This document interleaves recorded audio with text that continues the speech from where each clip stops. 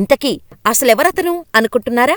మరెవరో కాదు, పూసపాటి అశోక్ గజపతిరాజుగారు. రాజకీయ నాయకుడు కాకముందే విజయనగర సంస్థాన వారసుడు.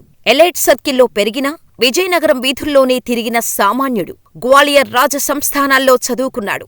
ఎమ్మెల్యేగా, మంత్రిగా, కేంద్రమంత్రిగా పనిచేసినా ఆయన పరిధి దాటి ఎప్పుడూ ఎందులోనూ జోక్యం చేసుకోలేదు.